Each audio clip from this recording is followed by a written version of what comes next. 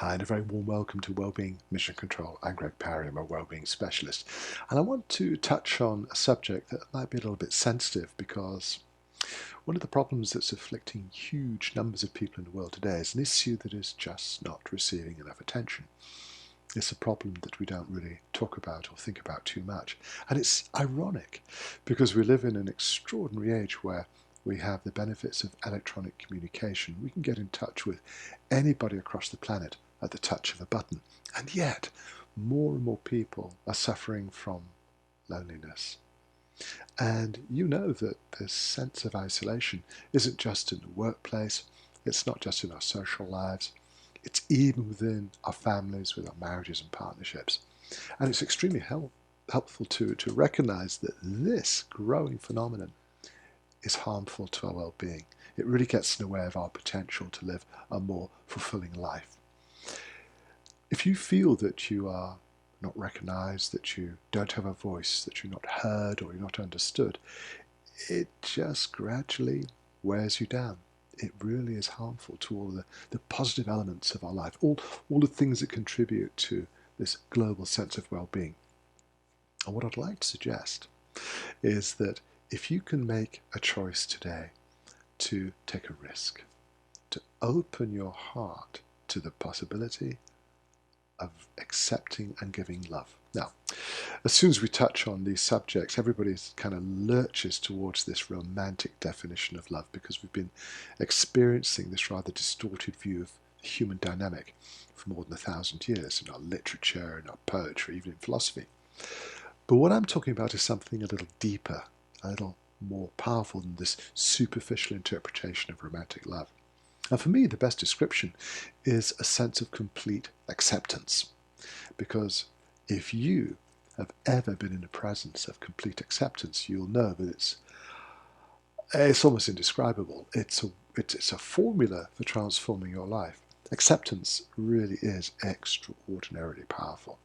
It just seems to have the ability to reform the basic constituents of who we think we are. And it frees you up from a lot of the judgment, a lot of the shame and guilt that people are taught to carry around with themselves throughout all their lives. And in that space that you discover when you are fully accepted, you find room to flourish, to grow, to blossom, to become perhaps even closer to who you really are. It's not always easy, but I would argue that one of the ingredients that's missing from our society is that sense of acceptance. And if you live your whole life with defensive barriers preventing you from being able to get close to people, and for most of us that really involves, it's not a physical contact so much as an emotional connection, getting in touch with people at a much more profound level, you may discover that the kind of love that you're looking for, the kind of deep and powerful acceptance that can set you free, this natural expression of who we really are, is absolutely available. Yes, the irony is it was always there, just below the surface. But when you open your heart to this kind of experience, it's amazing how it shows up. It's amazing how you discover that people are willing to be much more communicative, to be more loving, caring, and accepting. And you become a natural expression of those qualities, the very things that you're seeking to have in your own life. They're coming from you. And you make the world a better place to share. When we open our hearts to this kind of experience, you can feel vulnerable. I know all about this. It feels as if you're taking off your protective armor. But if you manage to remove the layers of protection you've been taught to build around your heart, your mind, since early childhood, it's a bit of a disappointment. It's an anticlimax because nothing happens. The world does not open up underneath you and swallow you whole.